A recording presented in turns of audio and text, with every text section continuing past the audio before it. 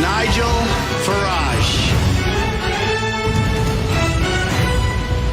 Thank you, Donald, and good evening, everybody. Well, more turbulence in the Trump administration, more of that later on during the course of this hour. But in a very unusual move, David Davis, remember, he was the Brexit secretary up until the Chequers agreement. David Davis has sent a letter to every Conservative MP, and in it he says, if we stay on our current trajectory, we will go into the next election with the government having delivered none of the benefits of Brexit, with the country reduced to being a rule taker from Brussels and having failed to deliver on a number of promises in the manifesto and in the Lancaster House speech.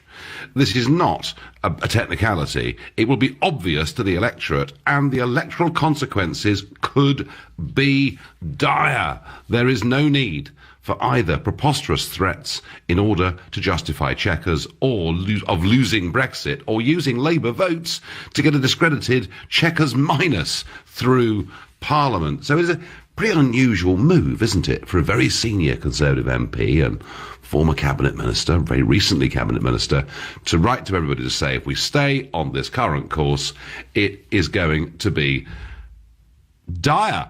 The electoral consequences could be dire. Is he right? Well, I'll tell you what's interesting.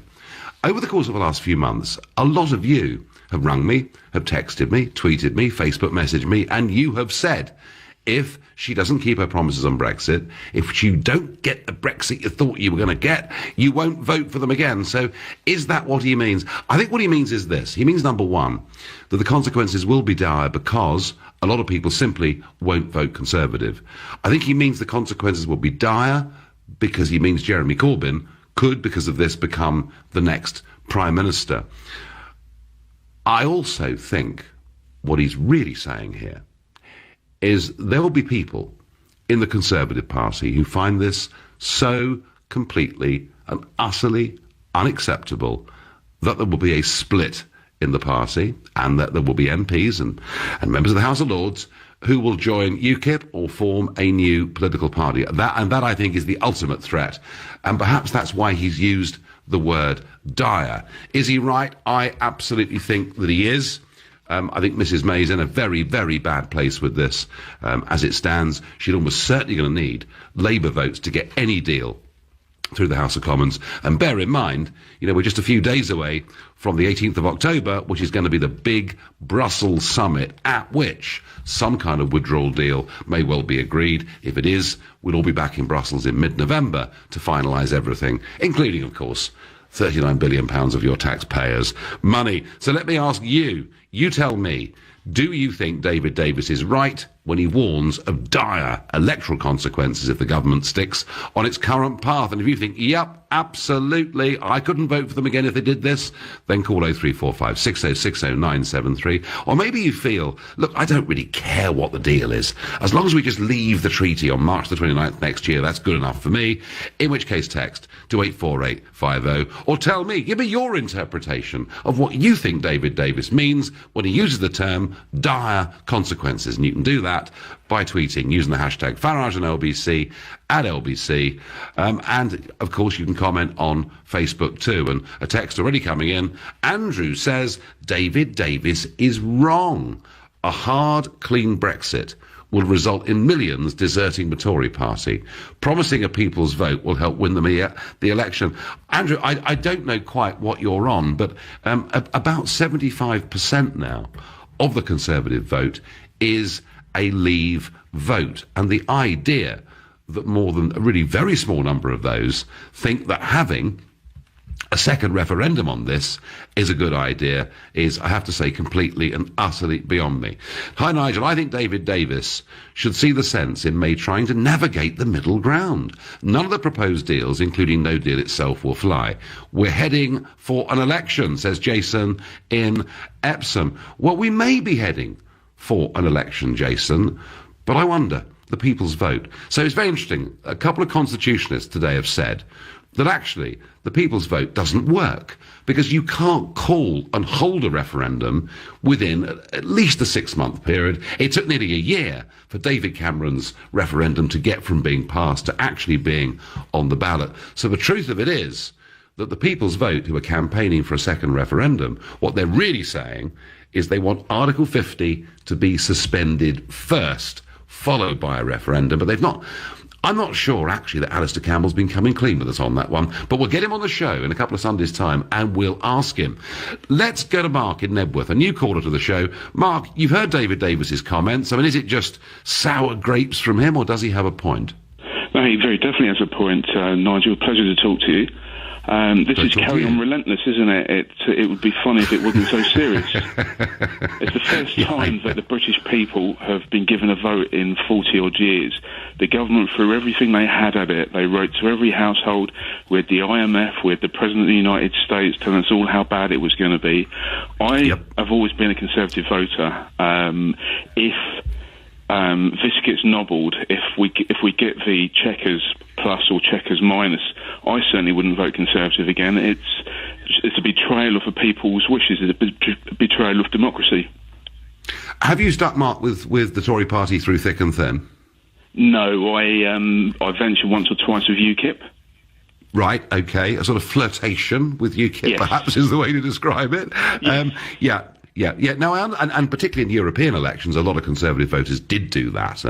But to be fair, Nigel, a lot of people, I would say, voted the same way that I did, which is why David Cameron actually gave us the vote, because he was too frightened that the Conservative Party would lose the election. Yeah, I think that's right. I think increasing numbers of people voting UKIP terrified Cameron into promising the referendum. Of that, there's no doubt, and that did please a lot of voters, Mark, like you, who, in that sense, had voted strategically. So let's just be absolutely clear: if they nobble Brexit, as you put it, and we finish up half in, half out, you simply won't vote for them. No, they're treating the public like fools, and the public aren't fools. There's a lot of information on the internet. There's a lot of information on radio shows like yours. It would be a mistake to take the British people as stupid. I couldn't agree more. Martin, thank you very much indeed for calling us. David is calling from Southampton. David, good evening. Is David Davis on the money? Well, I don't know whether he's on the money or not. I don't really know what our politicians in government are doing at the moment, but I certainly think it's a complete betrayal. I'm one of the few probably that's taken a bit of time to read through the Chequers plan and the detail behind it. And in terms of a wish list of getting out of the EU, it leaves a lot to be desired. It's full of compromise, the half of which I don't think any of the electorate realise. I don't think we realise the extent to which we're actually still going to be tied back into the EU come next March. Now, David, the EU have said they won't accept Chequers, so we're not going to get Chequers, but I suspect we're going to get Chequers minus, which means it'll be even worse than Chequers. What is it? But you've looked at that plan. What was it in particular that stuck out to you as being an unacceptable compromise?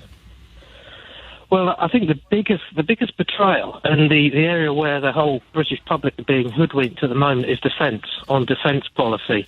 I think when you take a bit of time to have a look into that, I think questions should be asked of, is it Mr. Gavin Williamson, MP? Yes. Who sort of heads all that up, because we've just agreed, I think in effect, to an ever closer union in terms of defence policy going forward. And I don't think anybody is really aware of that and the extent to which we've committed to give more funding to the EU and stand by the EU in the event that there's our military is called upon. Yeah, well, my big problem with it, David, and I don't disagree with it, by the way, my biggest problem with it is we stay with the European Union rulebook, and I think to myself, there are 5.2 million people out there running their own businesses, acting as sole traders, all of whom will be quite worried about Jeremy Corbyn and potential big increases in corporation tax, etc. But if we stay with the EU making the rules for your individual industry, where's the incentive to go and vote Conservative? Exactly, and I think I think there's going to be a huge crash and a huge wake-up call for the Conservative Party.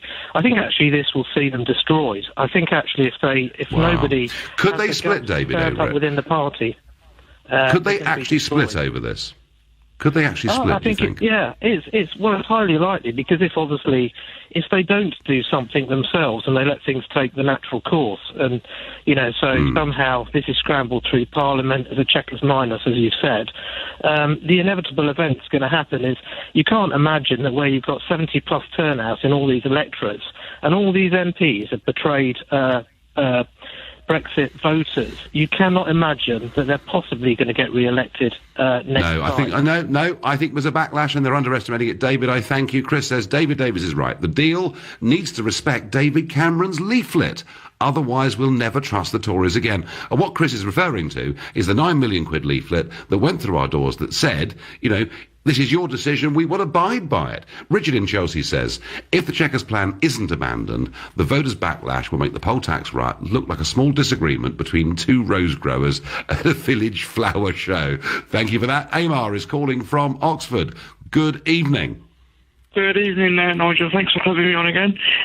Just a quick point. I just want to point out what he should have also put in the letter is he should have reminded all of the MPs what happened to the Lib Dems when they reneged on the tuition fees promise. That's a good point. That's a very good point. Went into electoral Yeah, because that was the 2010 election, wasn't it?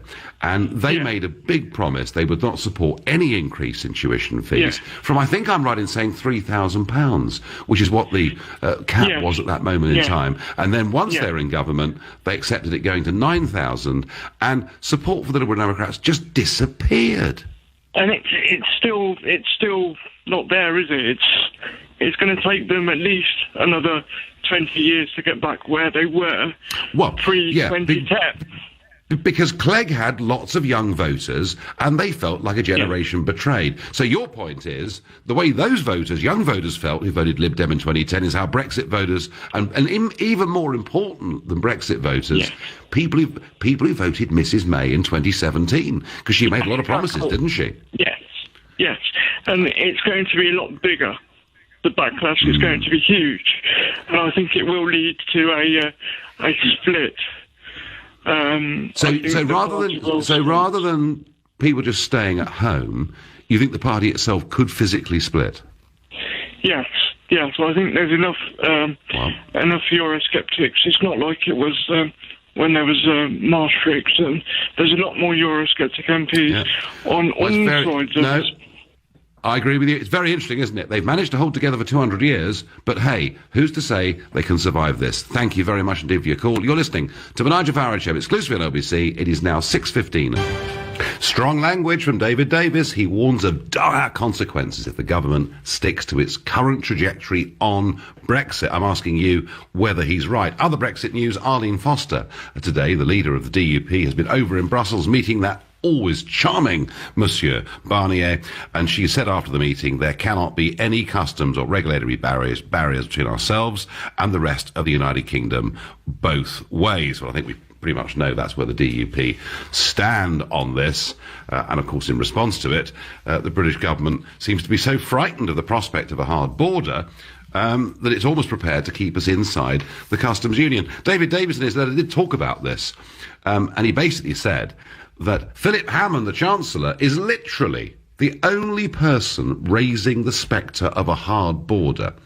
And he lists the Taoiseach, Leo Varadkar, European Commission President Jean-Claude Juncker, who all ruled one out. There will be no hard border between the Republic of Ireland and Northern Ireland. It's that simple, Davis wrote. So, what David is saying is basically a lot of people come around to the view, hey, whatever happens here, we can manage this, it won't be difficult, but there are some firm Ramonas, like the Chancellor, who are making this as difficult as they possibly can. Also interesting, the former Brexit minister who operated under David Davis, Steve Baker, now, he said there are as many as 80 Tories at the moment ready to oppose the plan agreed by Cabinet. Now, he admits that, of course, the whips will do their worst to twist people's arms. Enoch Powell once said that the whips are a necessary part of 20th century civilization, just like the sewers, and they will do their very best. But even Baker admits they'll lose some, but he thinks, my estimate is, at least 40 colleagues are just not going to accept a half-in, half-out Chequers deal, or indeed a backstop that leaves us in the internal market and the customs union, come what may.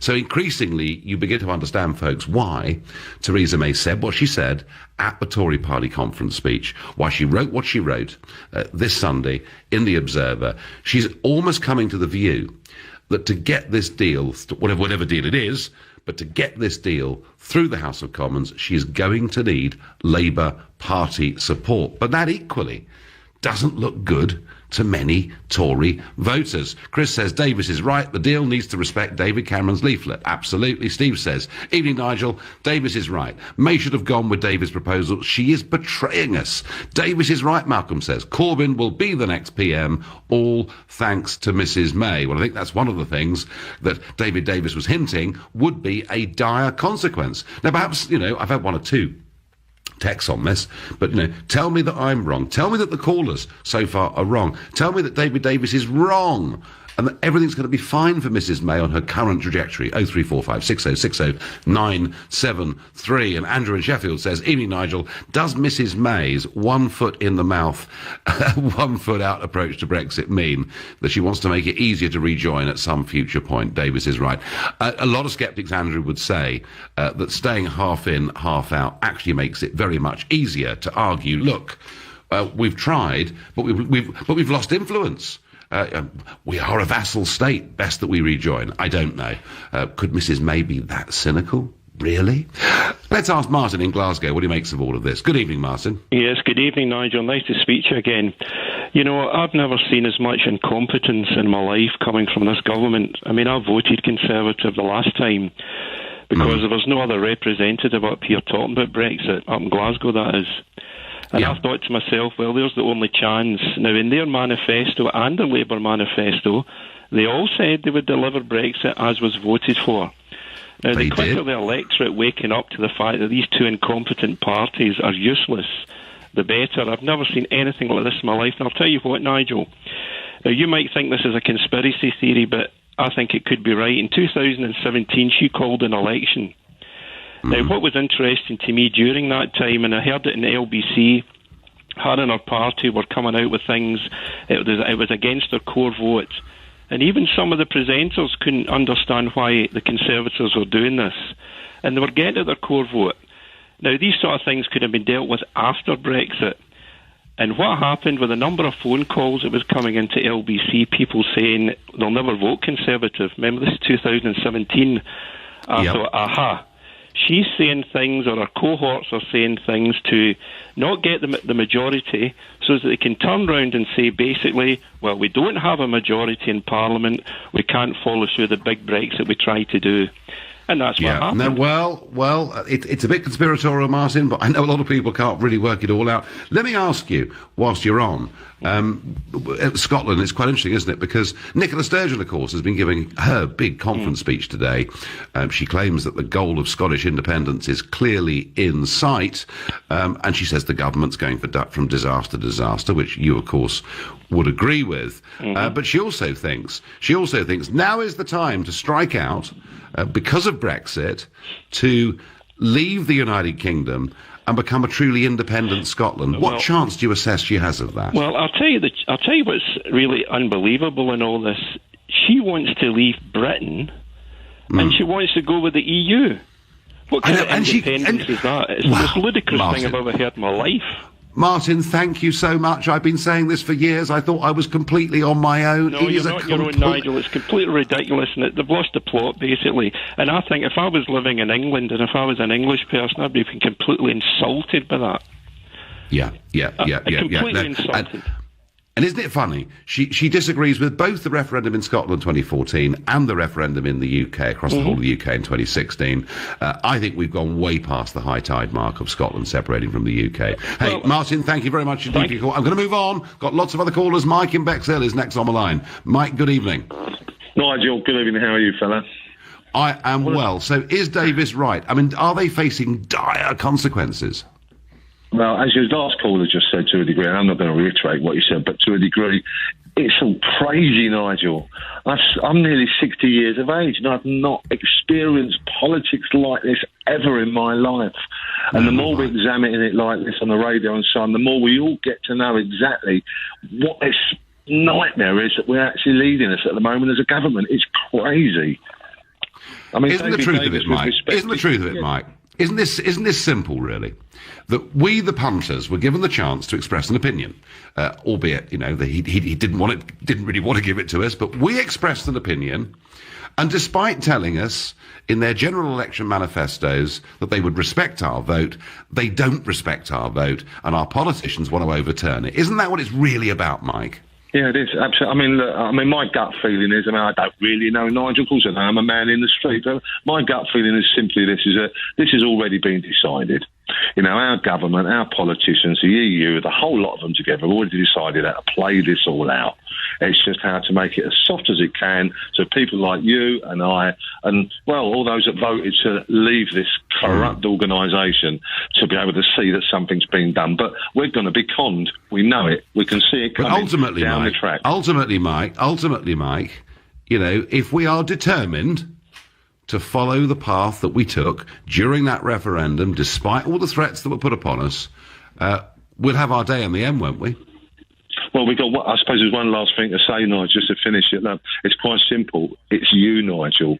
The people, the leavers, need a united voice, and we haven't got anyone. We're attacked by the MSN every single day and night. The BBC rhetoric is just totally anti the people of the UK. How can this happen in a democracy? It's impossible, Well, Nigel. I am trying, Mike. I am trying on a cross-party basis, working with Conservative, Labour and other people, and I am trying to get a bit of a campaign going. I'll be down this weekend, this Saturday. I'll be down in Torquay with Jacob Rees-Mogg and others, and I work with Labour MPs, so I am trying. Mike, thank you.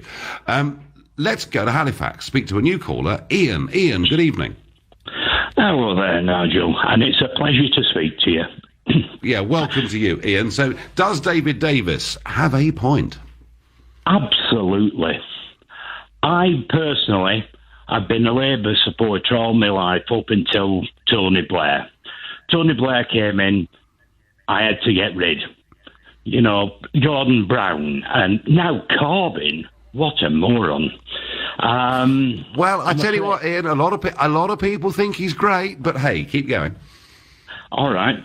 I can see political turmoil because if there's an election after we've been sold out, there are going to be so many smaller parties taking seats, that no party will have an overall majority. And do you think, Ian? I mean, Ian, do you feel that this issue and the current trajectory the government's on, do you really feel we're coming to a moment where many, many millions of people will start voting for different parties? Yes, absolutely. Because there's no trust in Corbyn. There's certainly no trust in the Tories who sell us out. And as far as Liberals, they're insignificant now, aren't they? One thing I did want to ask. Got quickly, Ian. All right, quickly. Right, let's just say she signs up to a deal that says that we shadow the EU regulations, yeah? Yep. But what happens if we totally disagree with those regulations and say, no, we're not following them? No. We will have signed up and we will obey. We'll be a vassal state, Ian, and that's a reason to be angry. And that is what I'm angry about. Because all right, fine, Ian, thank you. I've got to move on. I'm trying to get as many of you in as I possibly can. You're listening to the Nigel Farage Show here on LBC at 6:30. Well, David Davis warns of dire consequences if the government sticks to its current Brexit course, hinting that people won't vote for the Conservative Party, Corbyn will get in, there could even be a split. And so far, many of you seem to agree. But I do wonder with Conservative voters how much they may fear Jeremy Corbyn. They might just vote Conservative even if they don't like the Brexit deal. Now, Oxford University this morning was very, very fortunate. They had Hillary Clinton visiting with her usual happy, sunbeamy, upbeat messages, and she began today by talking about Conservative MEPs voting against a motion that was put to the European Parliament to censor the Hungarian Prime Minister, Viktor Orban. I hope the European Union and the people of Europe will resist the backsliding we're seeing in the East. It's disheartening to watch Conservatives in Brussels vote to shield Viktor Orban from censure, including British Tories. They've come a long way from the party of Churchill and Thatcher. Well, there you are. So bad Tories, slap on the wrist. But of course, she couldn't help giving us the benefit of her superior knowledge about the Brexit referendum and what went wrong. Here in the UK, senior lawmakers like Damian Collins, a Tory, and Labour's Tom Watson have called for a full and independent investigation into Russia's role in the Brexit referendum.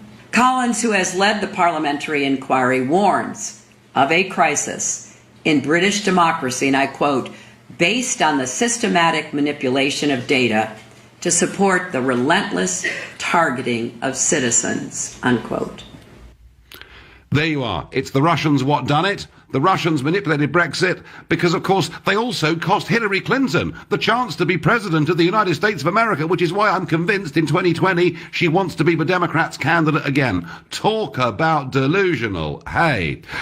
And whilst we're on the subject of female politicians from the United States of America, something today that I think has surprised people somewhat, and that is that Donald Trump announced earlier on this evening that their United Nations ambassador, Nikki Haley, will leave the administration at the end of the year.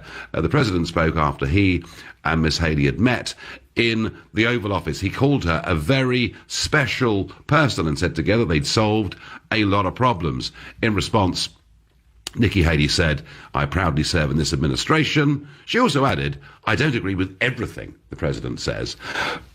Nikki Haley, I've met Nikki Haley. She is clearly a very, very competent woman. Many have thought that she would want to run against Donald Trump for the 2020 nomination. Reason being, of course, that very rarely in America do the Democrats or the Republicans get 3 consecutive terms. And if she was to wait, assuming Trump was to win in 2020, it'd be very difficult to think of her winning it in 2024. She has said today that she will not be a candidate in 2020, and she just wants a rest from her job. I don't know the truth of that.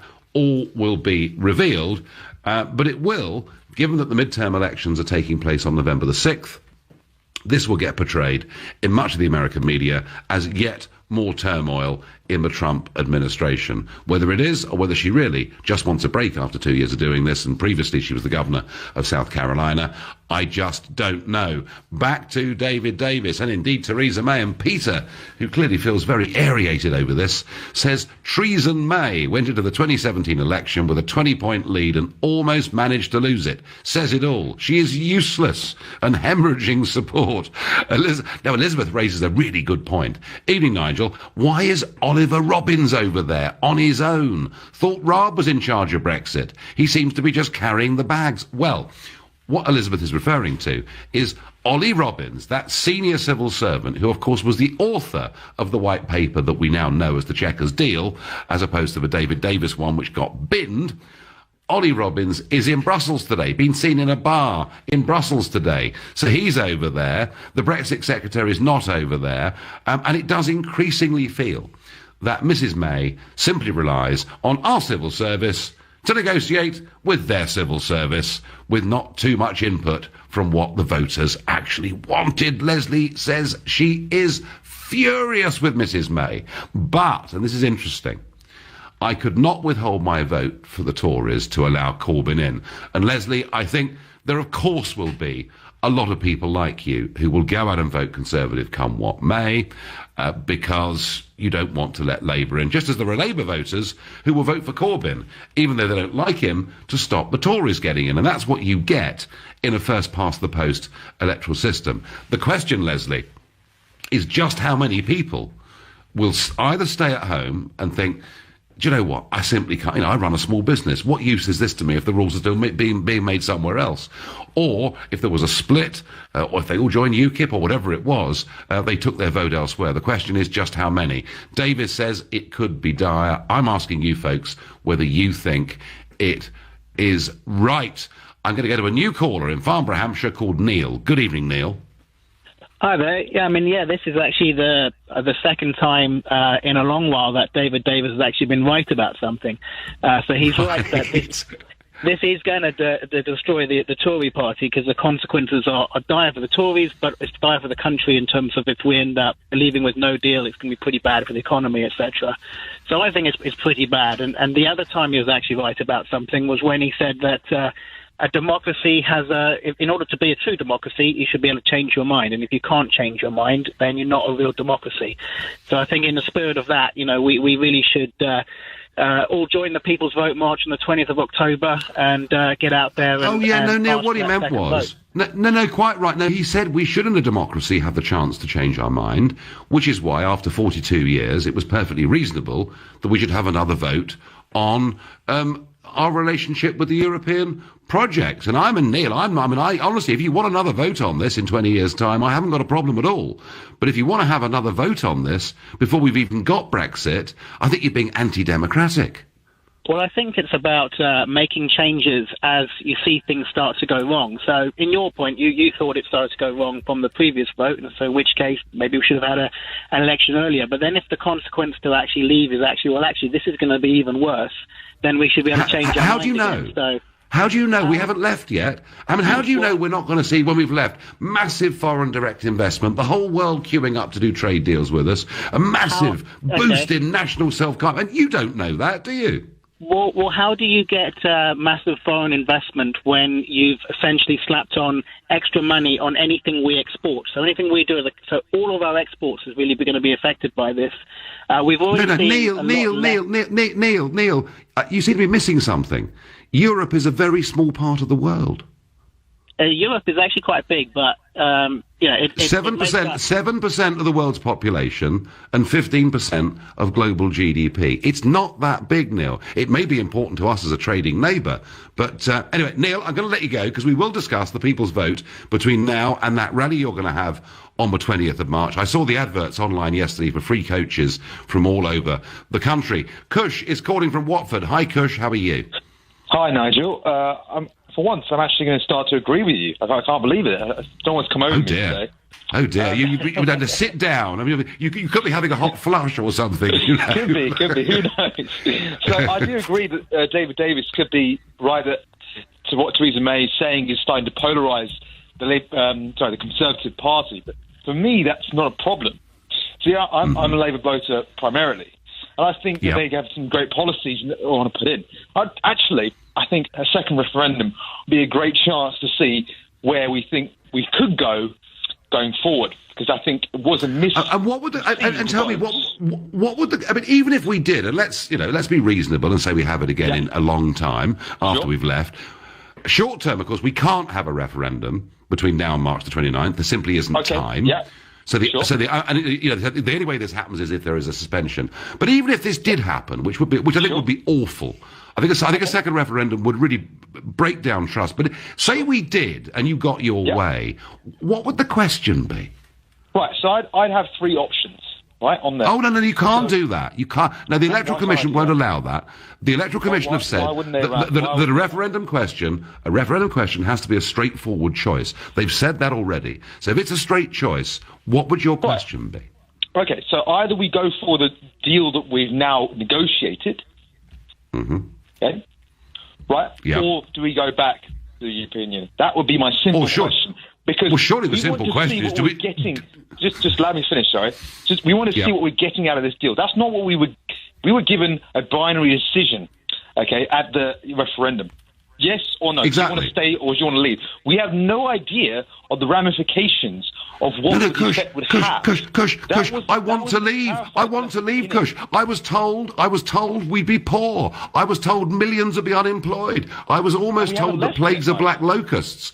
They were almost told that plagues are black locusts. No, well, it could be a very, very sunny, bright future outside. You don't know economically what's going to happen any more than I do. Well, I'll tell you what we do, Kush. I'll do you a deal. Once we've left, let's look at it then and think about whether it would be appropriate to vote again. I've got to go because... All right, we'll do that. All right. You're listening to the Nigel Farage Show here at LBC. It's 6:45. I wonder, because as David Davis talks about dire consequences of the government sticking to this plan, advocates a Canada plus deal, which, as he says, many people in the rest of the European Union now say they want, says the Irish border issue's basically been solved, apart from the Chancellor of the Exchequer, Ramona in chief. Do you think David Davis is actually saying, look, Boris has had a go at the leadership bid, hasn't quite managed to pull it off. Do you think David Davis is saying, I'm the person to lead this country through Brexit. So I wonder, is this, in a way, David Davis saying, this party's headed for catastrophe, I'm the one that can save it? Be interested to get your opinions on that. And Richard says the real Conservatives in the party never had the guts to kick May out. The country will suffer as a result. The sellout will lead to a Corbyn government, says William. It's the last chance saloon. Simon in Sudbury, in Suffolk, is a new caller to the show. Is it the last chance saloon for the Tories, Simon? Yeah, it is. I am absolutely livid. I was listening to your radio. If that woman gets Chequers through and sells us down the river, I have always voted Conservative. Always. Yep. My next vote will be Corbyn, and it is nothing that man has got that I agree with, but I will vote him in. I'm livid. Why would you... I mean, Simon, I get the fact you're livid, and so you've literally always voted Conservative, yeah? Always. And you turn out, and fine. But why on earth, if you'd always voted Conservative... I mean, would you vote Corbyn just to punish them for betraying your trust? Yes, I would. Yeah, I would. Would you? Yeah, because if she's selling us down the river, so be it. But what if... all right, Simon, but... will be my last vote. I will never, ever vote again. Simon, let me ask you something. If Corbyn... I mean, Corbyn made promises on Brexit as well. You know, he said publicly in 2017, of course we're going to leave the single market, etc. I mean, if Corbyn was to effectively take the Labour Party into that position, would you still vote for him? I would vote... If she doesn't get... All I'm saying is, if she doesn't get... If she doesn't get the vote that the people ask for... then that is what I'm going to do. Yeah. I Simon cannot stand the two-facedness of it all. Simon, you're living and then do another. You're living out there in East Anglia. You're a long way outside the London bubble. Do you think other? You drive in, okay? But do you think other people living out there will feel the same as you? Probably not. I don't know. I really don't know. You know, me and my wife have both said the same. You know. No, well, that's two of you. Cut me in half. It'll say Conservative through. But I honestly, the way they've conducted themselves have just made us look a fool in front of the whole Europe. Simon, thank you for giving us that comment. I think. I have to say, I don't know how many Simons and his wife are out there, but I bet there's quite a few. And he's someone who's stuck with the Conservative Party since Mrs. Thatcher, through thick and thin. He'd even vote Corbyn if they betray him. Let's... here we are. Ian says, better a vassal state than a failed state, Nigel. It was only a failed state if we make it a failed state. An independent state could be a great success for this country, and I don't want to be a vassal state. I mean, vassal states are those that have been defeated in war. Surely we're a little bit better than that, Mrs. May, aren't we? Thomas is calling from Worthing. Thomas, good evening. Good evening. I'm still recovering from that Hillary Clinton recording earlier. A bit confused, I've got to say. I thought, according to Chucker and Moona, Brexit voters were predominantly old and sick people that couldn't send emails. And yet she thinks that Russia that's right. people's votes. Yeah, all these people on their Zimmer frames that voted Brexit, but actually they're switched into... You don't know how to use computers, but apparently got swayed online by Russia. I know. Anyway. But isn't it, whenever you listen to Hillary, isn't it? I mean, they used to say that Ted Heath, had given the longest sulk in political history, but, I mean, Hillary's having a fair go. It's this constant... It's not fair. It's pretty awful to listen to, I have to say. Thomas, does David Davis have a point? Yeah, he's absolutely spot on, but I think the biggest risk at the next general election will be voter apathy. I think people will vote with their feet and not actually bother turning out. So, I mean, I can't vote for the Conservative Party as a disabled person, especially as a Brexiteer. Their position is completely wobbly. The Labour Party position is whatever Keir Starmer decides it to be. The Liberal Democrats are obviously anti-Brexit. I can't support UKIP because they're just... They're coming across as a political wing of the EDL at the moment, and I really wish you would take back control of the party before it's completely destroyed. I've just recently joined the Social Democratic Party, and I've done that out of principle because I can't vote for anybody else. I don't even know who they are, Thomas, but fine. There are lots of parties out there. There are lots of parties out there. Liberal-minded Brexiteers. I mean, there are dozens of political parties that get set up, but very, very few ever get into a very, very strong position. Thomas, it's a very interesting phone call. Carrie asks me here by text, I voted Leave for the first time ever. I feel homeless. Who do I vote for? So, yeah, there are lots of people, Thomas, out there feeling like that. Do you think David Davis, I mean, you obviously follow this stuff, do you think David Davis is actually saying to people, look, here's my CV, I could do this? Thomas, I've lost Thomas. That's a shame. I was looking forward to that. Never mind. Let's go to Dublin and speak to Mark, a new caller to the show. Hi, Mark. Hello there, Nigel. Following on from what you just said, I am 100% behind David Davis. I don't even care if you get Thomas the Tank Engine to deliver it. You just need to get someone who's 100% behind it. If his CV says, I'm going to bring him on, make him Prime Minister. I am 100% behind it. Well, the point is that she was a Remainer, wasn't she? She pretended to the electorate, at a general election and with the Lancaster House speech that suddenly she was one of us. Clearly, she absolutely isn't. Do you think David Davis would make a good leader? I think he's obviously positive. He's pro-Brexit. As I said, I'm not really that fussed. It's just someone who's 100%. Thomas the Tank Engine, David Davis. Let's get a leader that believes in Brexit. Mark, I thank you. I've got time for one last quick caller. I'm going to Twickenham to speak to Mark, another new caller to this show. Welcome, Mark. Hi, Nigel. Yeah, I do agree with David Davis. It would be catastrophic for the Conservative Party, and I would like to see him as leader, but I don't think that was necessarily his pitch. But the catastrophe is what this has all been about, is for them to remain in Europe without splitting the Tory party, because there's always been a wing of the Tory party who wanted to be out. And yes. the reason why the referendum was called was to try and get a majority of the British people to vote in favour of staying in, and then Cameron would have been able to say to the Brexiteers in his party, oh, it's democracy, you can't split the party in the country and all that kind of thing. But it all went wrong when he lost it unexpectedly. They were trying to neutralise the threat from you, because and what the threat that Davis is talking about is, if they go back on their word and renege now, seat by seat throughout the country at the next election, there will be tactical voting, and people who wanted to be out will vote out MPs who stood against them, who wanted to remain in. They're headed for a disaster. Catastrophe is right. Dire consequences. Mark in Twickenham absolutely agrees. John says, after Davis's letter, I can see May, Hammond and Robbins being given the push at the same time. Then the Conservative Party will become Conservative at last. John, if anyone's got the guts to actually do it, and Senior Skeptic on Twitter says to me, I voted in every election I was able to in the last 40 years. If we get a bad Brexit, I won't be able to vote ever again. And there are lots of people. This is a matter of trust. We voted to leave. I know some people don't like that, but most of the country says, let's just get on with it and deliver what people wanted.